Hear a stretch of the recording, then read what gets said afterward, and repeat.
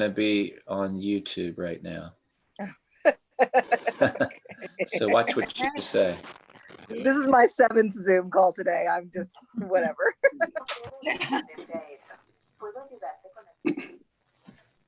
Okay. So I'm going to set this up so that it's on speaker view. And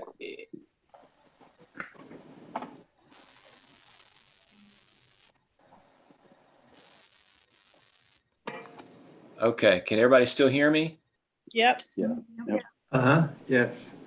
Wait, that's not going to work. Let's see. I've got to figure out a way to not get. For some reason, I'm not coming up on screen. Hi, Steve, Phil. Hi, Steve. Hey, Phil. Okay, we'll try this again. So I'm going to offer a quick prayer, then we'll do brief introductions, and then Donna, would you mind, if you have this handy, just reading the 4 areas that our Earth Care congregation status invites us to consider focusing on as a reminder. And then the hope tonight is to do some brainstorming around new and innovative ways that we can live into that Earth Care congregation commitment. And I'll hope that we can tie it up by 8 o'clock, because that's what we said. We keep this to an hour. So will you join me in prayer, please? Oh God, we thank you for the blessing of this day, for the beauty of your creation, and all creation praises you and thanks you for the gift of life. Bless our conversation this evening as we seek to discern new and innovative ways that we can care for your creation and be a witness to the world about the importance of creation care. We ask these prayers in Christ's name. Amen. Yeah. So if you do want to see more clearly the person who's speaking, you can just click speaker view at the top of your screen. And I'm going to call on people so that we don't have to worry about alphabetical order or anything. And I'll just ask you to do a brief intro. Donna? Okay, my name is Donna Hatfield, and I've been involved with the Green Group for over 10 years now. And I've been the one the last few years who's filled out the recertification form and sent that in, so that we have to do that every year. We have to be recertified. And so I'm the one that's kind of been doing that for the past few years. So. Thank you. Lori Tate. Hey everybody, I'm Lori K. Tate. I'm new to DCPC and to the Green Group. And I want to get involved because I'm worried, and I have 2 10-year-olds and I'm worried about their future. So in the environment, in regard to the environment. Great. Thank you. Justices.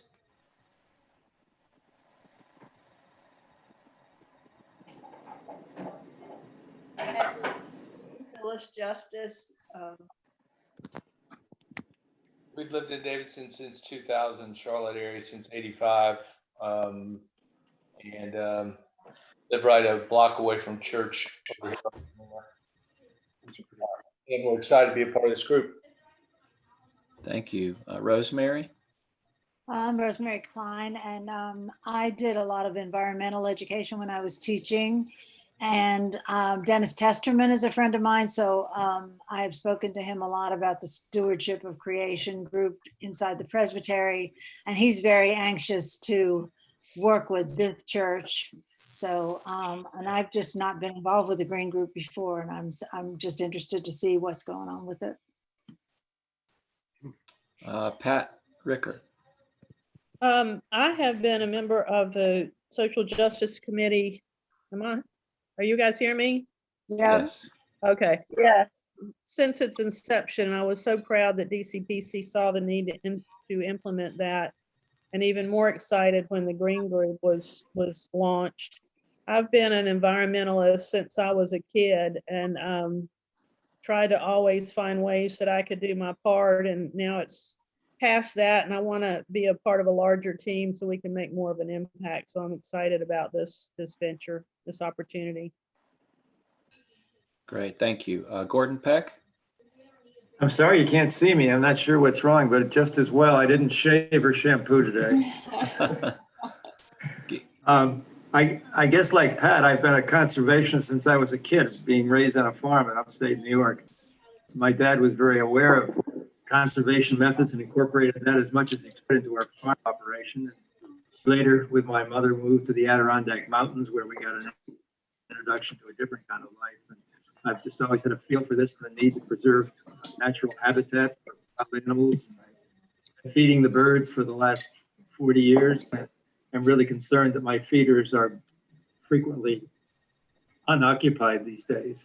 And we've been in a condo here in Cornelius for 3.5 years now.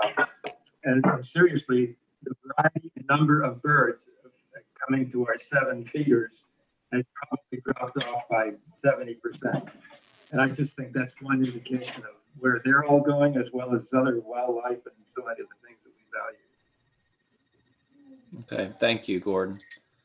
And there should be a button in your bottom left hand or top right hand that gives you video access if you want to look for that. It is flashed out. As well John and Linda Koch, we're just saying hello with names and why you're interested in this conversation real quickly. I'm John. And I'm Linda. And I'm interested in this, what are you calling it? The Green Group. The Green Group? That's right. Green all the way around? Yes. Yes. Okay. We'll Anyway, move on. Linda wore the right color. Yeah, I got You my. did. I got blues on, I'm sorry. Yes, yes. Okay, we'll move on to Ken Randall. Hey folks, Ken Randall. I've been in Davidson about 13 years, 14 years.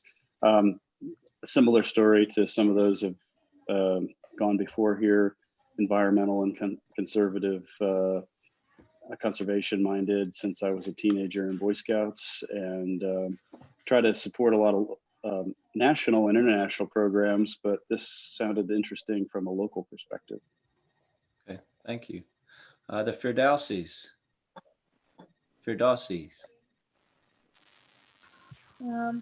I'm Sophia Firdausi, and I'm on the green team at my school. So I just thought it'd be cool to join this and learn a little bit more. Great. Yeah, I'm Fahad, and I'm here to learn. I'm new to DCPC. I care about the earth, and I've had the unfortunate opportunity to see some pretty sort of challenging circumstances that exist on our planet, and I love the focus on caring for the creation in the church. So I'm here to learn about that. Great, thank you. Eckerts. You're on mute. I'm sorry, I'm Laurie, and this is Gary. I'm just an outdoor girl. I appreciate clean air, good water, and we love to travel. And I'm just concerned of what we're leaving for our grandchildren and our great-grandchildren, and just concerned for the earth. And I think this is a wonderful opportunity to learn more about what our church is doing. And I would like to give just a little bit of a kudo to John Koch, who also has a blog that he produces every day that any of you might be interested in, and contact John if you are. But it's about the earth, and he produces that blog every day, which goes along with this type of information. Thank you. Ann Browning. Hi, everyone. I have worked as a staff member and a volunteer for land conservation groups for the last 14 years. So I'm excited to get involved with DCP's efforts, and I was particularly inspired by Sunday's service to do that. So I thought it was a wonderful service. Thank you. Gordon Clark. Hello, I am a DCPC member for 27 years now, which counts, I guess, for some of this gray hair that I have. And like Ann, I was inspired by the service on Sunday. I have been active in the community with green-related things. I helped start Trees Davidson about 6 years ago. I'm currently on the DLC board, Davidson Lands Conservancy. So I feel like I'm already in this space, but when I heard about this meeting through the church, I thought it would be something that would bring all of my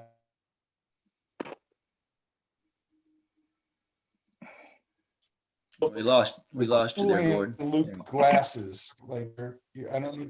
Yeah. Okay, sorry. Lost part of that. Your glasses are reflective, so you look like the sheriff in Cool Hand Luke. There Me? you go. I can do that, but I can't see all of you very clearly, but that's okay. Okay, Heather. Hi, everyone. I'm Heather McKee, and I'm co-chair of the Social Justice Committee. And we are very, very happy and excited that the Green Group is hosting this event tonight and support that tremendously. My involvement with this type of work actually started through my health policy professional engagements, where I started to see environmental justice as critical to health and welfare of folks across the globe. So I think this is an amazing opportunity for our church to be a leader in environmental justice and earth care. So thank you for being here. And Michelle. Hey, everybody. I'm Michelle Miller-Hauk, and I am a Davidson grad and have lived back in Davidson for about 20 years. I have 2 daughters, but I came to this work later in my life, and it sort of happened in a big way when I became the associate exec at Carolina Raptor Center. And recently, I am the founder of Earth Optimism, CLT, and through that have met a bunch of folks from other organizations across Charlotte, and really want to focus on local success stories and replicable small acts that we can do to combat climate change. Okay, thank you. Have I missed anyone? I think that's everybody. Donna, did you happen to have that list that you could share? I have that list in my head, and it's been there for years. I should have probably pulled up the official document to share on my screen, and I apologize. No, that's okay. But as everybody heard, hopefully from Donna on Sunday, the Green Group has been in existence since about 2010, when we became an Earth Care congregation through the PCUSA, and they have invited congregations to take commitments in 4 particular areas. I'm gonna let Donna speak to that briefly. Okay. We have to originally be certified, we had to reach a certain number of points, and there needed to be points in each of the 4 areas. And as we are recertified each year, we don't have to have as many points, but we have to have them in all 4 areas again every year. So the areas are facilities, our physical plant, worship, education, and outreach.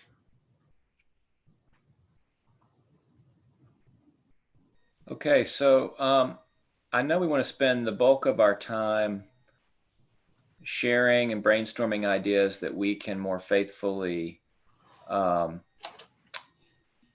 be good stewards of creation in those 4 areas. But I wonder if we could just take a minute to share examples of how you see that happening currently. I'll start. So, the worship, we have a recent example from our Earth Care focus this past Sunday. In the literature, they suggest for worship where that your texts and your preaching focus on earth care and environmental stewardship and environmental justice. They also encourage prayers to be prayed along those lines, and the use of sacred music that focuses on earth care. And all of that was a part of our worship this past Sunday in particular. But you will notice that there are those kinds of things sprinkled through other services throughout the year. So, they also encourage worshiping outside and things like that, and just to remind people of creation. But in the other three areas, education, our facilities, and our outreach, what are some examples that you know of that are already in existence at DCPC that maybe you've noticed or that you've been a part of? Well, I noticed that we recycle a lot of paper and so forth, but right now with the coronavirus going on, I guess there's not a lot of recycling going on at the church, but we can certainly all individually do that. And by the way, I think that the services that have gone on have been, quite good, and I guess we haven't printed any bulletins, so that's probably positive. But at least we've been able to see them on the website and so forth, and so I think that's a real positive. Okay, great. Other examples? I'll second what Gary said. My work with the fellowship committee has led me to some work at Wednesday Night Live. And when I see the recycling efforts that we do there with the products that we use and various things putting on those meals, I think we can always do better, but I'm proud of the efforts that we've made so far. Great. A couple more examples. Bathrooms that have lights that go on when you come in, and it doesn't have to be on all the time, and low flush toilets, things like that. Okay. Yeah, I agree. I think the church has definitely made a concerted effort to make our physical plant more energy efficient. And I think from my interactions with Donna over the years, I know that that's something that we've definitely put resources behind. And I think that's in keeping with what the college is doing too, which is working towards a carbon neutral future, which is something I think that we can all do when we look for things that, how we can make an impact. Don't we also have a garden at the congregation house that we use for food too? It is mostly an herb garden. It was put in place by the Stephen ministers in memory of Meredith. Oh my goodness. Alan. Meredith Allen, thank you. Oh goodness, I'm sorry.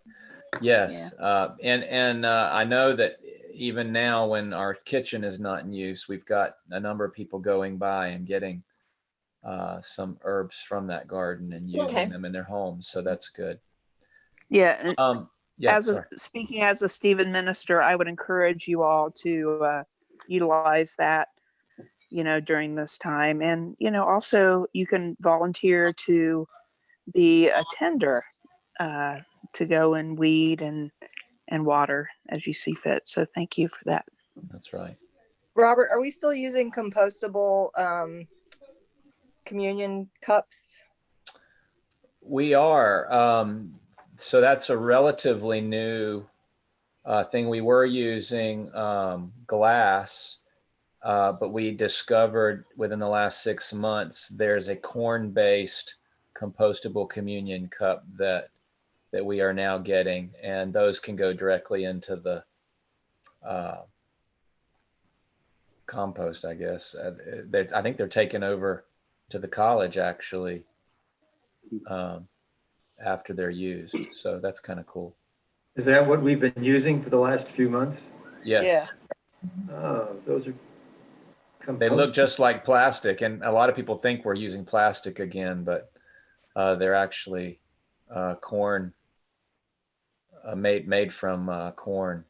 So that's pretty cool. You asked about Robert? education. We might need to, next time we have communion, let people know that. Yeah. Yeah, I thought we'd been publicizing that, but we do need to probably say something out loud about it. We actually talked about that right before the pandemic, so I haven't had a chance since then. Robert? Yes. So I think we, a couple of years ago, we installed a high efficiency HVAC system in the church, and that saved a tremendous amount of heating oil. And of course, not by choice, obviously, we have all these virtual meetings and church services, so our carbon footprint has gone down considerably. It certainly has in recent weeks. You're right about that. So there are some good things happening that we can celebrate, and we're thankful for that and for the efforts that have been made to this point. I'd like to spend the next 30 minutes or so. Maybe we can take it by topic rather than just kind of meandering all over.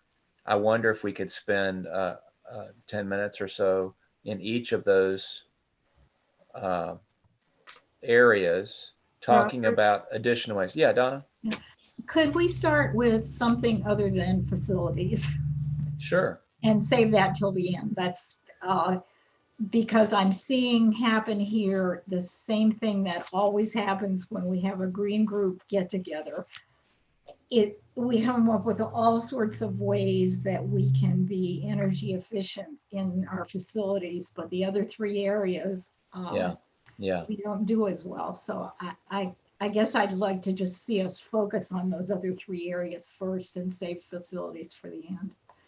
I think that's a great suggestion. And I'm going to ask that we focus on our education and our outreach first, because I think those are areas where we could stand to grow the most. So I'm wondering, in the area of education and outreach, and I think that can include advocacy, which is something that our social justice committee is involved with, but something that we need to be looking at congregation wide. What are some things that we can be doing more effectively to live into that commitment to educate our members and to reach out in the community and world in such a way that people are more knowledgeable and better equipped to be good stewards of creation? Do we So, have Robert- I'm sorry. Do we have any connection with other churches that are Earth Care congregations about what they are doing? Is there any network that we get to talk to other people that are in our same shoes? There probably is, but I'm not aware of any ways that we're currently involved with any of them. So that's a great idea, to look for ways to connect with some sort of a network. Yeah, I would think it all comes under stewardship of creation, and that's Dennis. And I don't know. I don't think he ever gets everybody together, and I don't know how many congregations there are that are certified, but it would be worth our while. I mean, we're trying to come up with ideas. They're probably great ideas that people have already thought of that other people are doing. Well, like I said the other day, there is a Facebook page, the Stewardship of Creation, that you can take a look at and see what is going on in that section of the presbytery, I guess. He's presbytery level, right, Robert? Right. Yeah, he is. Yeah. I mean, he's not on the presbytery, but he is a representative for Presbyterians for Earth Care within our presbytery. Okay. We're talking about Dennis? Yeah. Yes. Uh-huh. Yeah. The other thing that I'm aware of is Eco America has a guide about how to talk about earth care in faith-based communities, and it might be worth our while to take a look at that and see if that's an appropriate thing for us to use as to train, our folks to talk about it, because that's one of the biggest ways to do to engage other people in conversations about climate change is certainly a way to help. Can we plug into the Sunday school curriculum? I would think once we have Sunday school again with the children, children are very receptive to that. And I think they probably get a lot in school. Maybe they should be, but to try to talk about that and make that a focus, maybe in part of the year, or but it'd be worth talking to Jenny and whoever else is running the Sunday school curriculum. And there probably are Sunday school curricula that focus on earth care. I don't know that, but Jenny might know that. We have had some conversations about that, but there hasn't been anything comprehensive done yet. So I think that would be a great thing to encourage our faith formation committees to talk about. Mm-hmm. Other ideas? So I just want to share that earlier today, I was sort of just looking at things online, and I shared a link with you, Pastor Alexander. I could share it with everybody. It was from the presbyterianmission.org. Mm-hmm. And it's got some really great links. There was a place where I saw a map that actually shows a lot of certified, I don't know if the correct term is congregation or not, but it's just on a map. And then there were some interesting sort of prayers. There was one that stood out to me, was in the Cary area, which sort of was a prayer, and I guess that would fall under the worship, was a series of prayers about caring for our creation, and also talking about equity in the community, and all of that was put together in one. I'll try to find that link. I'm having a little bit of a difficult time finding it, but I did send one link to you, Pastor Alexander. Just right Okay. in the chat. I'll look for that. Thank you. Yes, sir. We have a friend that used to be, and she still may be, the director of North Carolina Power and Light, which is a faith-based organization. And I could try to contact her for their ideas. She would probably come for a speaking engagement or something. Yeah, I think we have talked about having events where we had someone come and speak from one of these organizations, North Carolina Power Light, or Interfaith Power and Light, or Dennis has been here, Dennis Testerman, but it's been a number of years ago. So we had talked about perhaps inviting him to come back again. Maybe some of you know of other people that would be good speakers to invite. Well, Jennifer Roberts is the former Charlotte mayor, and she's in town and works for Eco America. Oh, good to know. She's the Path to Positive Communities director for this region. And she lives here in town? She lives in Charlotte. In Charlotte. But we have access to her. Jennifer was at the talk that they did at the college, and I think Ann was there, and maybe some others. The professor from Texas, Hayhoe, maybe. I don't know how many of you saw that lecture or that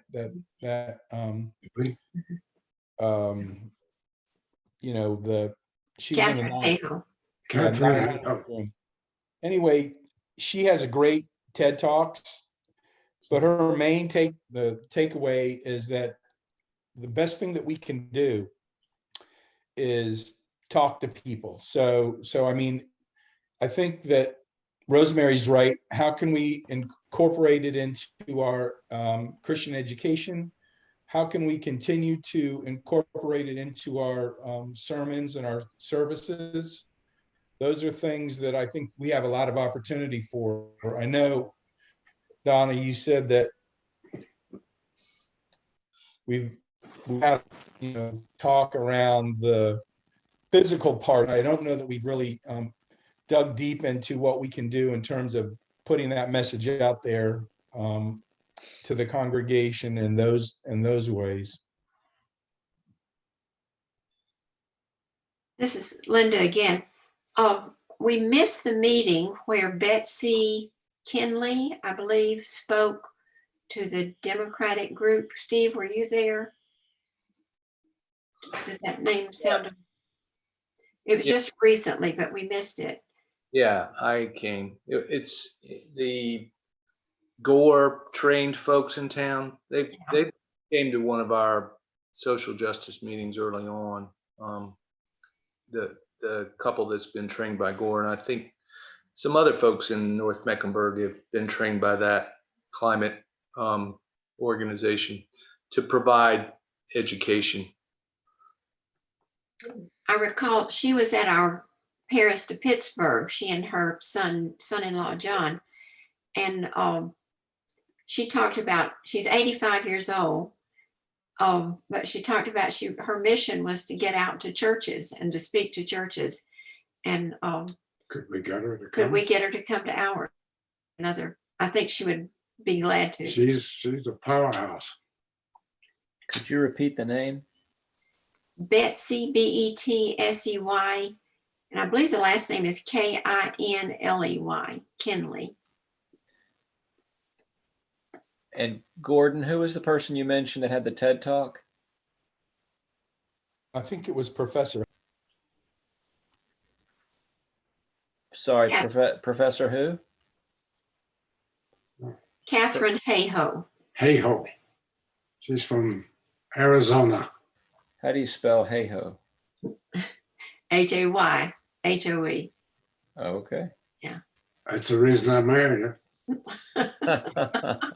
She's a professor, I think, at Texas Tech. And she's a leader in the field. And she was really good at kind of putting it in very graphic. She had a presentation, but she also, I think, boiled it down into very simple messages. We had some good time with her at Greensboro before we moved down here. She is really something else. Yeah. Betsy's organization is called the Climate Reality Project. Yeah. And they're the ones who came to the Democratic meeting and came to the Paris to Pittsburgh showing. They were both there.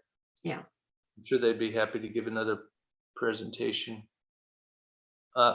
I wonder, Gordon, you may know, Autumn talks about an attempted collaboration of local green not-for-profits in the Davidson area. There's a group that sort of tries to get together and collaborate or talk. Do you know what that is?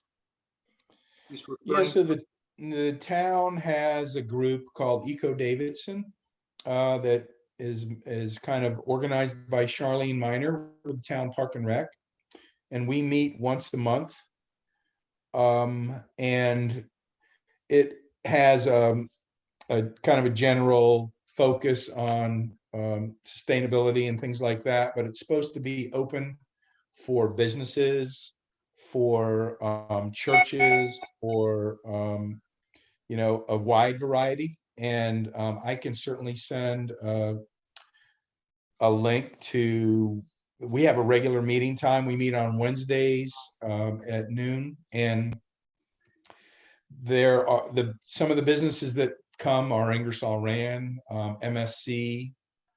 We have the college, Yancey Fouché with the college. She comes and hosts us sometimes.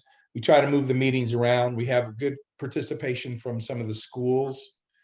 So I think you're right. That's another vehicle that's already in place that we could certainly try to grow and tap into the faith community here and see what we could bring. You know, that was one of our hopes with this whole Earth Day that we were going to do. We were working hard at putting together an Earth Day festival, and we had a lot of the schools lined up, and I was working on the churches, and then the whole kind of thing, you know, fell apart. And so I do think that there's a need to try to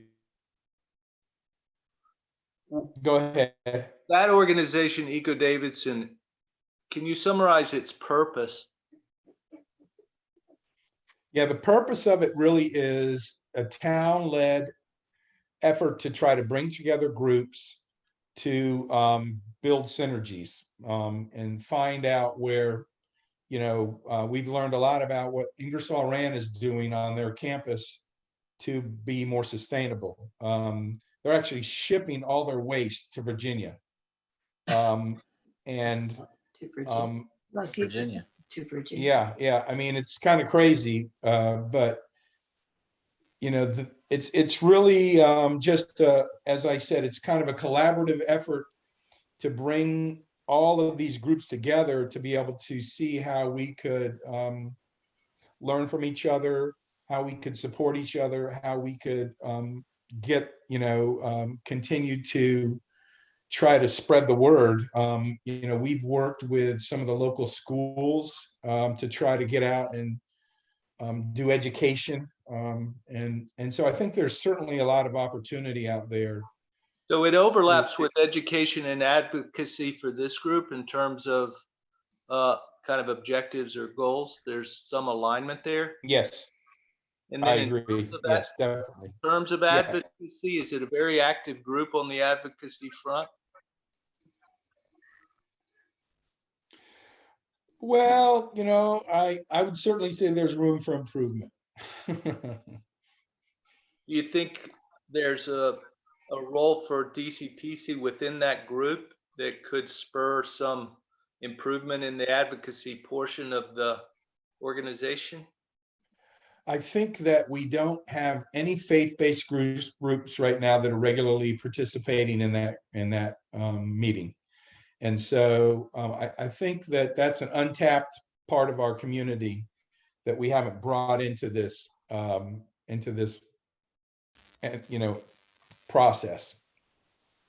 And you say it moves around, so we could host it.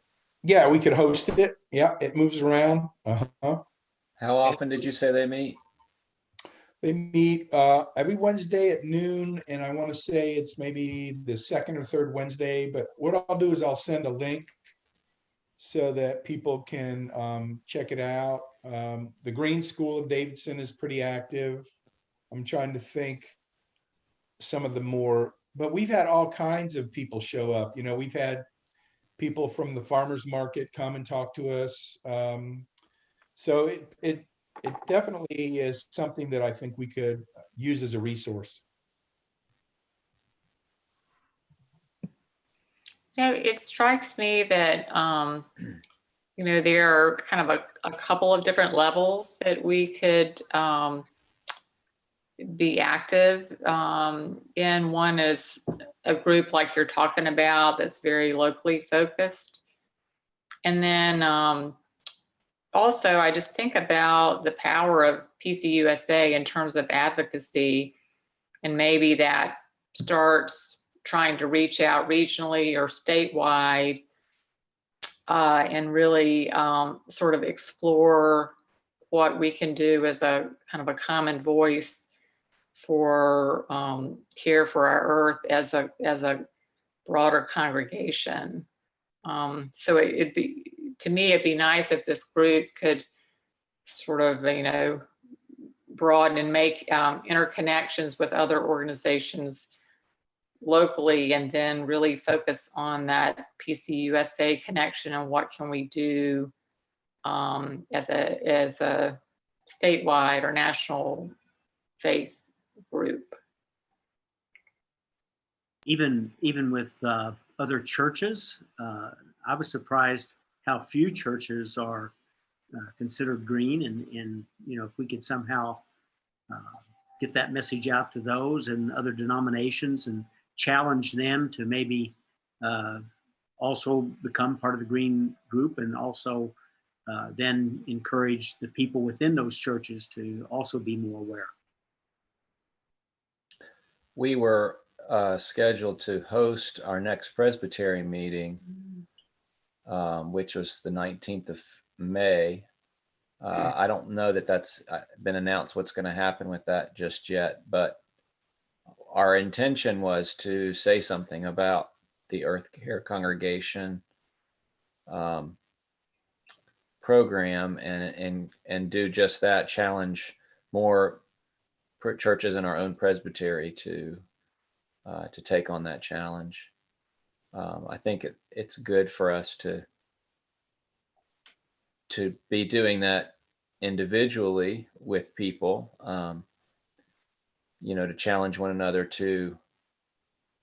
I mean, there's so much we can do individually, but when we take it up a notch to our organizational levels, and then move that even beyond to the political level and think about the people that are in positions of power and the decisions that they're making.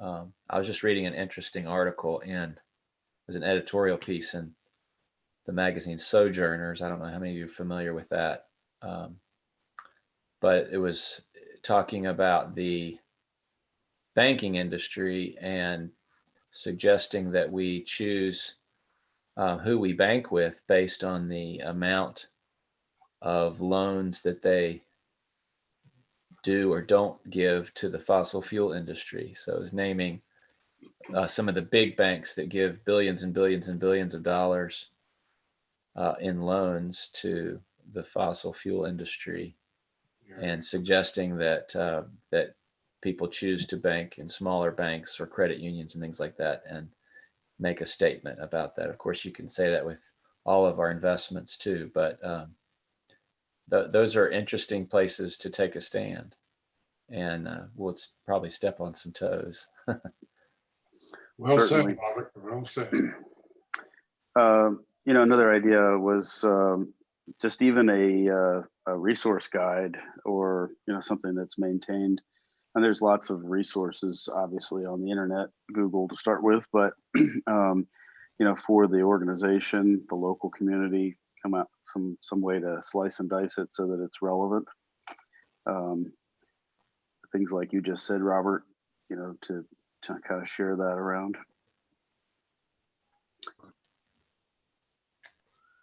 Yeah, it'd be interesting to put something together, like a little handbook that we could share with our members about just things to be thinking about and how broadly our everyday decisions impact the world around us.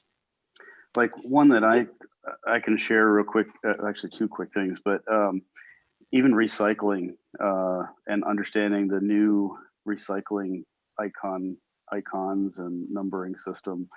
And I don't even know for sure exactly, we recycle, but where does it actually end up going? There's actually a lot of questions about recycling. It's really about reducing and reusing more than recycling. Mm-hmm. And I'll put a plug in. This is a little bit depressing, I will tell you, but up front, but the Planet of the Humans recent movie documentary was really eye-opening. If you get a chance to look at it, it's free on YouTube, actually. Planet of the Apes, but it's Planet of the Humans. Maybe with the fall elections coming up, understanding the different candidates' position on Earth care topics. You know, I've always wondered this: when papers produce articles that list positions that various candidates have on issues, who determines what questions are going to be asked? And is there a way to find a way to get a question in there about the environment? Robert, it's the editorial Usually board of the paper. editorial boards do that, but I would encourage that we host something similar to what we did a couple years ago, which was to invite experts in the field. If I recall,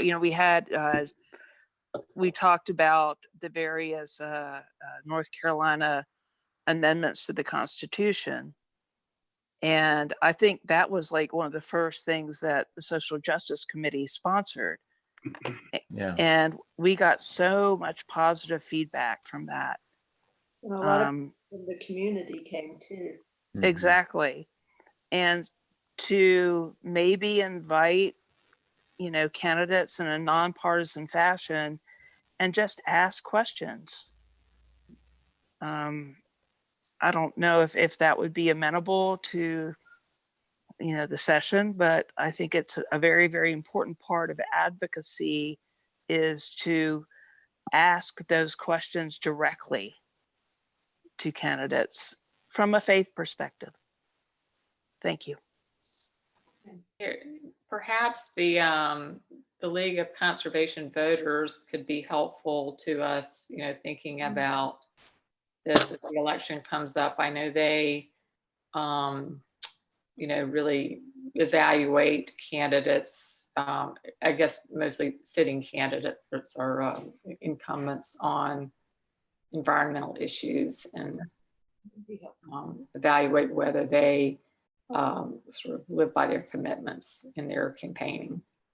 That's called the League of Conservation Voters? Yes. And I wasn't even familiar with that group.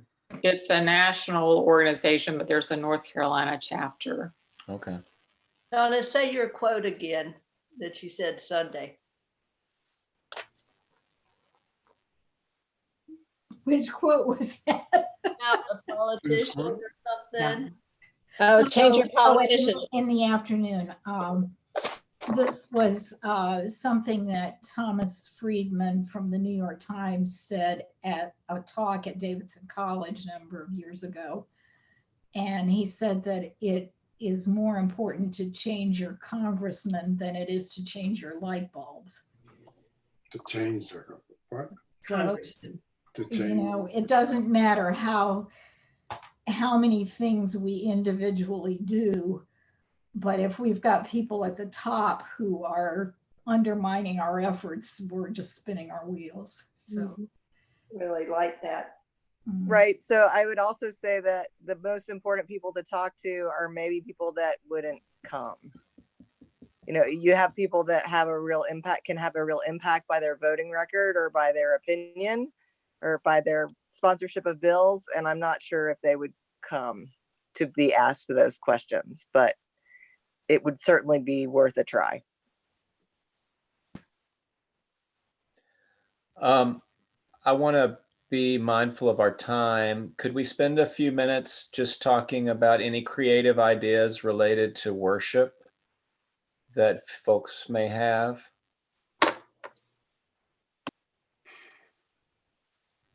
Lori, you're muted. Okay now? Yeah, I hear you now. Okay, I'm sorry. I always go back to kids because I have 2 10-year-olds, but I really think that's a big opportunity.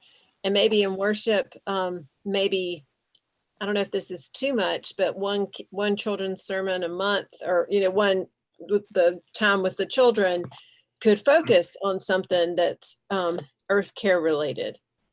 Because they're our best shot, teaching them these things now.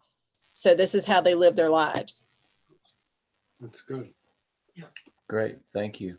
Well, Lori, didn't you say your 10-year-old was doing an ocean project that had to do with saving the ocean or managing the ocean resources or something? Right. She's doing her informational paper. I mean, she's in 4th grade. And then she's doing her bear book, which is a book project that they do about the ocean. And the paper is about, what we can do. I mean, it's small things, but, she's got a big interest in it. So, and I feel like, Younger group. yeah. She could do the children's sermon. Oh, yeah, I don't know about that. She could help whoever does it. How about that? And you talked about her reminding you. I know I need reminding sometimes too. So it would be great to have our youth remind us of things we could be doing. Yeah, I think that's where I struggle the most, is that I feel like I'm one person, and I mean, I recycle, but I feel like there are a million other things I could be doing that I don't even know. And if I knew, then I would be doing them, or I would try to do them. And I feel like I can't be the only person out there that feels that way. So that's why I think the guide that you were talking about is a good idea, or just having like an evening, like environmental 101 one night, and throw in a cooking class with it, like cooking a plant-based meal while we have the meeting, and doing something like that. And I don't know. the research also shows that the more little things you do, the more important it becomes in your life. And so you're much more likely to try and be an advocate, and try and sort of influence the people that need to make the public policy. And so that's why focusing on those small replicable actions is really important in my view. The other thing that I think we can do a good job of at DCPC, because of people like Scott and video Scott Galloway. Thank you, Scott Galloway. Thank you.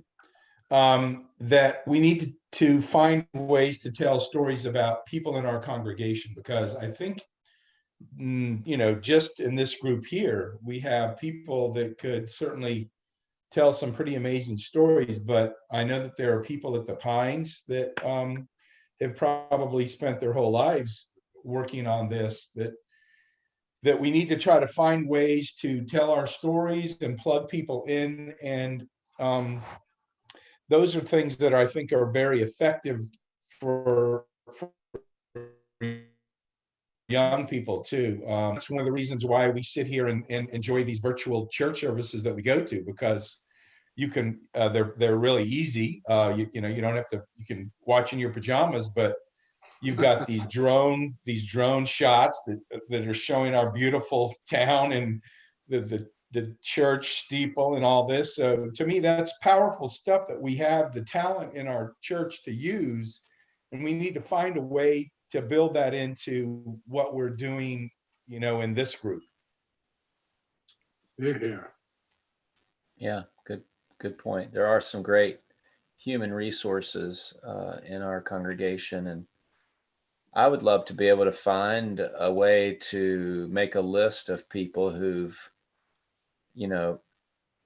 given their part of their lives or part of their careers or whatever to addressing some of these challenges, maybe telling some of those stories. Like Lacey, maybe she could give us some tips as people are working in their yards now with, what things are not good for the environment that I would not even know. I might buy some fertilizer that's not good for the environment. Different tips that she could tell us to do. Yeah, good point. Anything else worship-wise? It's a good thing. It is a good thing. We'll keep doing it. And I like what you've been doing. I think it's got to be included every single time. I like the way y'all been out in the bushes and so forth. That's great. Yeah, that's been fun. Yeah. We've been fortunate to have some nice weather to be able to do that lately.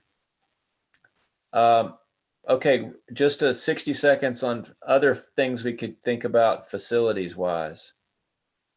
What do you mean facilities wise? At the church, DCPC facilities, what are things we could do to be more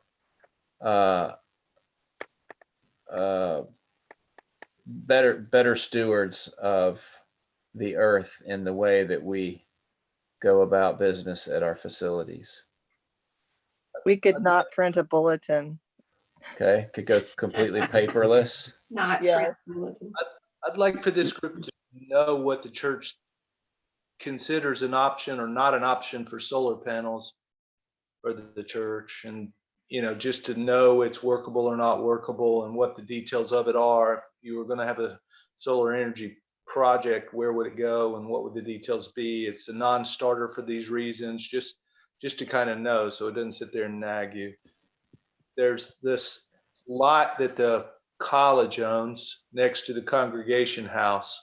I'd like to see something done there that's an extension of our garden that people mentioned is the herb garden, and connect up with Davidson Farm, and because it's college owned, and maybe we do something collaboratively with Davidson Farm where they're designing it, it's their land and that sort of stuff, but maybe we work it, and maybe we have Wednesday night meals from right next door, and give some of the extra produce to Ada Jenkins and that kind of thing. But talk about visible. I mean, that lot, it could be beautifully productive as well as, beautifully open. It's 8 o'clock. Hey, Robert, the other thing that I'm going to suggest is that they have a walk and ride your bike to school day. We need to have a walk and ride your bike to church day. Yeah. Say that again. We walk and ride your bike to church. We have a parking problem at the church. If everybody, I know there are people in our town that still walk or ride their bikes to church, but we need to try to encourage that. Yeah, Just to every get, day this week. hi, just to give you kind of a sense of our membership, I gave the church a mapping program a couple years ago, and we actually mapped our membership. It's not like it used to be. We have a lot of members that come in from Iredell County, from the lake. So as much as I like that idea, I don't want to alienate those who actually do have to drive in. So maybe we could encourage those folks to carpool as part of the effort. Yeah, and that's a good idea. Good idea. We also talked about doing a neighborhood church, meaning that folks that maybe live outside of the epicenter of Davidson could get together back in the day physically. Mm-hmm. But I would just caution that I don't want folks that live outside of biking or walking range to feel like they're not part of it. Thank you. Okay, it is 8:01. We advertise this as a 7 to 8 o'clock conversation. So I want to wrap it up with a couple of thoughts. Number one, in the past, we have had great ideas and not enough people to help bring them to reality. So my hope is that the people gathered here, while you're certainly not committed to anything officially, would be willing to continue this conversation and help find ways to bring some of these things to fruition.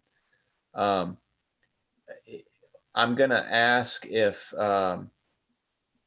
you're okay with me including you on the official Green Group distribution list. If you would just, actually, if you're not okay with that, would you raise your hand so that I do not send you future mailings and updates? Okay, so that doesn't commit you to anything. It just means you're going to receive a piece of email or an invitation to another conversation. We do want to have some follow-up on some of these ideas, and so we'll need to think that through with our maybe a subgroup.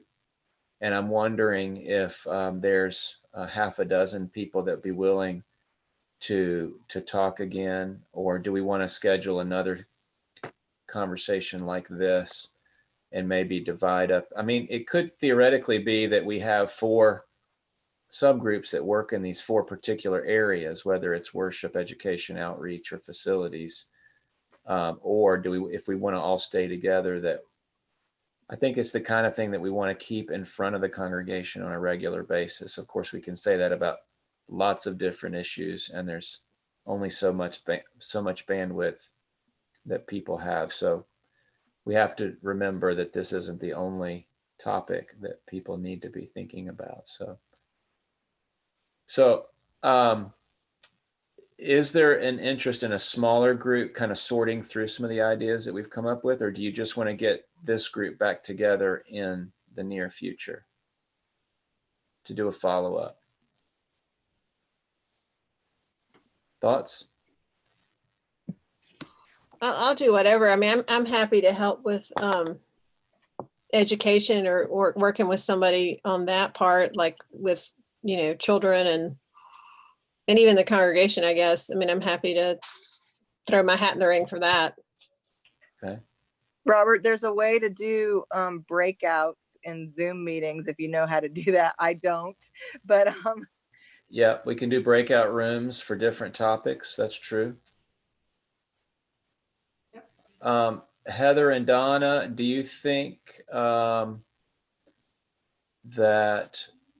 we want to have a smaller conversation from some of the social justice committee folks to figure out what the next step is, and then send out another invite for a bigger green group conversation like this? Or what would be the best next step? I think maybe having a smaller group kind of sort through things and maybe set up some kind of mechanism for working with these ideas, and then getting that information out to everybody so that. So the folks from the Social Justice Committee that worked on the service for this last week were Donna, Lori, Steve, and Linda,